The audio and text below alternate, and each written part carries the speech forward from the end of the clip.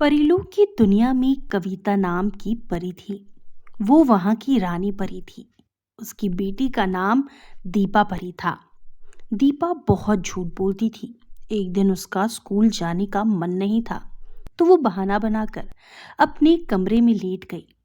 जब कविता परी आई तो उससे बोली, माँ, मेरा स्कूल जाने का तो बहुत मन है, पर तबीयत ठीक नहीं लग रही। कविता ने उसको आराम करने को बोला।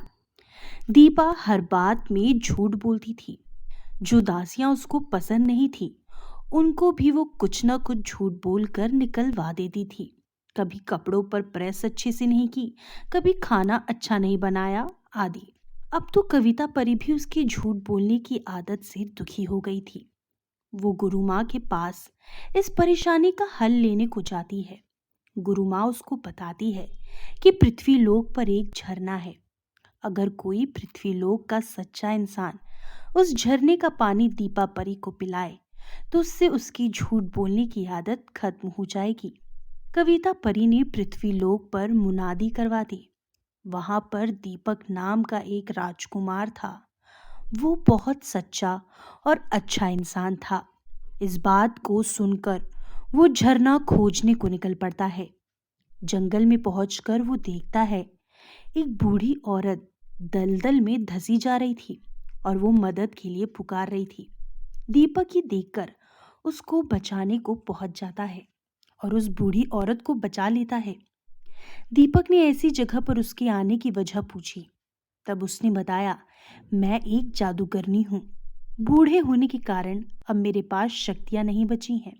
उस औरत ने दीपक के वहां आने का कारण पूछा। तब उसने झरने के बारे में बताया।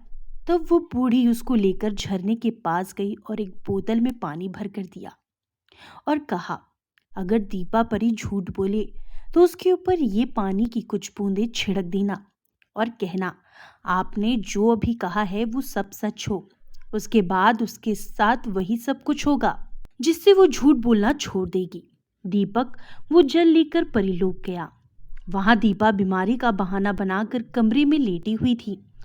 जब दीपक ने उससे उसके लेटे होने का कारण पूछा, तो वो बोली, मैंने कल रात बहुत डरावना सपना देखा था, जिसमें एक प्रेत मेरे पीछे पड़ा था। दीपक उसकी बात सुनकर बोला, आप जो भी कह रही हो वो सच हो, और उस बोतल का पानी छिड़क दिया। उसी रात उसको वही सपना आया जो उसने झूठ सुनाया था। दूसरे दिन उसके सर में दर्द होने लगा, पर उसकी माँ ने उसकी बात को झूठ ही माना। दीपक जब आकर देखता है तो दीपा रो रही होती है।